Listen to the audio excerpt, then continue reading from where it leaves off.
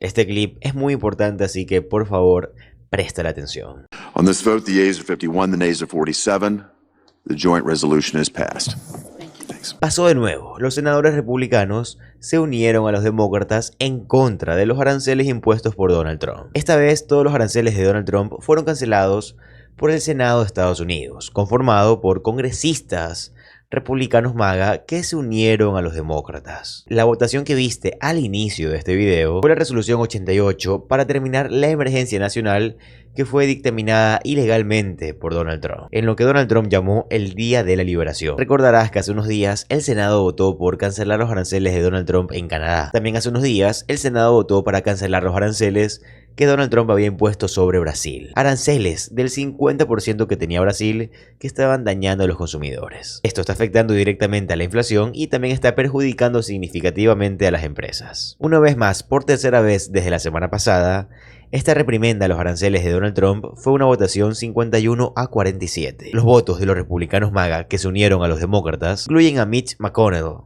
Susan Collins, Lisa Murkowski y Rand Paul. Pero cabe señalar, como apunta Manu Raju, que en la Cámara de Representantes, que por cierto sigue de vacaciones, Mike Johnson los envió a casa y les dijo que no fueran a Washington DC, que se mantuvieran alejados, que ni siquiera hablen con los demócratas y mucho menos que intenten negociar con ellos. La Cámara, bajo el poder de Mike Johnson, aprobó previamente una resolución que establece que el Congreso ya no debe tener poder bajo el artículo 1 respecto a los aranceles y cualquier cosa que Donald Trump desee hacer con los aranceles. La Cámara básicamente no va a poder detenerlo, opinar o cancelar cualquier cosa que Donald Trump desee hacer con estos aranceles. En pocas palabras, la votación del Senado para cancelar estos espantosos aranceles que Donald Trump puso contra el mundo, o sea, contra Brasil, que puso de forma tan rara hacia Canadá, básicamente no se convertirá en ley porque la Cámara ha dicho que no va a hacer su trabajo. No se convertirá en ley porque la Cámara de Representantes ha dicho que básicamente no va a hacer su trabajo. Aún así, la senadora demócrata Amy Klobuchar dijo lo siguiente: el Senado está defendiendo la Constitución y enfrentando los aranceles caóticos de Donald Trump. Esta semana hemos aprobado leyes para revocar los aranceles generalizados de Donald Trump en su día de liquidación, lo que él llamó el Día de las Liberaciones. Hace 2 días revocamos los aranceles sobre Canadá y hace 3 días revocamos los aranceles sobre Brasil. Ahora, esta guerra comercial de Donald Trump contra el mundo ha sido devastadora para los trabajadores de construcción, fabricantes, agricultores y básicamente con todo Estados Unidos. Quizás con la excepción de algunos de sus amigos multimillonarios. Claro, y también sin contar a Donald Trump, quien ha aprovechado esto para enriquecerse él y enriquecer a su familia. Según informa Meredith Lee Hill, la administración Trump aún planea implementar hasta 12.000 millones en rescates por aranceles para los agricultores después de que termine el cierre, según fuentes. Pero los republicanos de los estados agrícolas dicen que el daño ya está hecho. Argumentan que se necesitan hasta 50.000 millones en ayuda por los aranceles este año. Pero ¿por qué se necesitaría esto si Donald Trump ha dicho varias veces que los aranceles hacen rico a Estados Unidos? ¿Por qué necesitarían 50.000 millones de dólares? Estos estados agrícolas republicanos literalmente votaron a favor de Donald Trump. Jugaron con fuego y se terminaron quemando. Por cierto, ¿por qué Donald Trump tendría que darles 50.000 millones de dólares? Ese dinero, por si no lo saben, ya fue entregado a Argentina. Porque sí, esta marioneta de Donald Trump en Argentina llamado Javier Milei ya recibió esta donación proveniente de pago de impuestos estadounidenses de 40.000 millones de dólares de parte de Estados Unidos. Mientras tanto, los estadounidenses en este momento están pasando hambre, ya que los beneficios del programa de asistencia nutricional suplementaria, el plan SNAP, van a expirar en pocos días. O es muy probable que cuando veas este video ya hayan expirado. Mientras tanto, los republicanos MAGA en el Senado, básicamente este grupo de 4, Paul, Murkowski, Collins y McConnell, se unieron a los demócratas. Pero todos los demás republicanos MAGA estaban furiosos porque estaban haciendo simplemente lo que Donald Trump los obligó a hacer. ¿Y qué hicieron? ¿Qué hizo el líder de la mayoría MAGA en el Senado, John Trump, justo cuando ocurrió esa votación? El mensaje fue claro: Donald Trump no debió haber puesto estos aranceles contra el mundo. Y luego, por orden de Donald Trump, ¿qué hizo el Senado? Se levantó y se fueron de vacaciones. Luego los demócratas dijeron: necesitamos votar para extender el SNAP, porque no podemos permitir que los estadounidenses mueran de hambre. ¿Qué están haciendo? Deberían de aprobar este proyecto de ley independiente ahora mismo. Deberían de tener como prioridad que los estadounidenses no se mueran de hambre. Por si no lo sabes, el SNAP tiene un fondo recaudado de 6.000 millones de dólares como un plan de contingencia justamente para cosas como están pasando ahora. Pero sabes que el Estado no los quiere utilizar. Por primera vez en toda la historia, Donald Trump dice: no quiero que coman ni siquiera pastel. Él quiere que el pueblo estadounidense se muera de hambre, que sufra. Esto es lo que está diciendo Donald Trump. Pero el Senado se levantó. Los demócratas dijeron: trabajemos, hagamos algo. Pero luego el líder de la mayoría MAGA dice: voy a hacer lo mismo que hace Mike Johnson y nos vamos a ir de vacaciones. Excepto que el senador Trump se dio cuenta de que sus vuelos de regreso a casa fueron cancelados por el cierre de gobierno. Y él y muchos republicanos MAGA se quedaron atrapados en Washington, D.C. Así que ahora quiero mostrarte qué fue lo que hizo Trump y te lo voy a mostrar en un tipo de línea de tiempo. El martes se vota para cancelar estos aranceles de Estados Unidos contra Brasil. El miércoles Canadá. El Senado vota justamente para cancelar. Y ese grupo de 4 republicanos se une a los demócratas. Y entre el jueves, viernes, sábado y domingo se habla de los aranceles de Trump y el líder de la mayoría de los republicanos, Thune, el senador Thune, básicamente dice que también se van a ir de vacaciones. Luego se entera que debido al cierre de gobierno, todos los vuelos que salen del aeropuerto National Reagan en Washington, D.C. están temporalmente retrasados. O básicamente ni siquiera van a funcionar. Ahora quiero que vean este clip, por favor. And we've tried to do that 13 times. You voted no 13 times. This isn't a political game. These are real people's lives that we're talking about. Por cierto, me gustó bastante la publicación del líder demócrata Chuck Schumer. Dice: la ilusión de Donald Trump es increíble. Inicia una guerra comercial contra China. Crea un desastre gigantesco para empresas estadounidenses. Los consumidores y agricultores sufren. Y ahora está tratando de celebrar con los republicanos MAGA que limpió él mismo el desastre que creó. Resolver los problemas reales que enfrentamos con China y entregando nuestras protecciones críticas de seguridad nacional. Donald Trump se rindió ante China. No crean sus mentiras. Y eso es cierto, solo tienes que seguir los hechos. En el 2024, China estaba exportando alrededor de 27 millones de toneladas métricas de soya. Entonces, entendemos que son 27 millones de toneladas, ¿verdad? Y para esto Donald Trump está negociando ahora que China exporte 25 toneladas métricas de soya. Así que esto es una cantidad significativamente menor de soya. Esto es parte del acuerdo de Donald Trump. Y te recuerdo que bajo el mandato de Joe Biden, China le enviaba a Estados Unidos elementos de tierras raras. En esos tiempos no había controles de exportación, pero debido a esta guerra innecesaria comercial que creó Donald Trump, China comenzó a ser muy rigurosa y exhaustiva con los controles de exportación sobre estos elementos. Y el mes pasado aceleró aún más estas restricciones. Miren el clip, por favor. We need Democrats to reopen the government so that work can start. Republicans are brimming over with healthcare ideas. Y la senadora demócrata Elizabeth Warren también le interrogó. Mira, por favor. Mr. President, I ask unanimous consent that when the Senate completes its business today, it stand adjourned until 3 p.m. on Monday, November the 3rd, that following the prayer and pledge, the general proceedings be approved today, the morning hour be deemed expired, the time for the 2 leaders will be reserved for their use later in the day, and the Senate be in a period of morning business with senators permitted to speak therein for up to 10 minutes each. Finally, that the cloture motion with respect to the tongue nomination ripen at 5:30 p.m. Is there an objection? Senator from Nevada. Reserving the right to object. This is truly outrageous. After doing absolutely nothing all year to prevent a massive spike in health care costs, Senate Republicans now want to go home for yet another weekend and do nothing, just like the House Republicans have been doing for the past month, while families find out how much their health care costs are going up for the next year. Senate Republicans are just acting as if it's business as usual. Well, I'm here to tell you why it's not business as usual. This Saturday, the day after tomorrow, is November 1st, the beginning of open enrollment for families who buy their health care through the Affordable Care Act marketplace. Many hardworking families rely on the ACA's enhanced premium tax credits just to be able to afford their health care policy. But unfortunately, they will expire this year and must be extended to keep health care costs from rising for everyone. It's not a handout, not welfare. It's tax cuts that help lower the cost of health care for families in all of our states. And without these, health care costs are going to go up for everyone, and many will be priced out of care. I implore my colleagues on the other side of the aisle to see reason, to understand that this is not a partisan issue. Americans, well, all of us, are one medical diagnosis away from catastrophe. Strokes, cancer, heart attacks, don't care if you're Democrat or Republican. It's why we need to make sure all of our constituents are able to afford a health care policy. It's not unreasonable.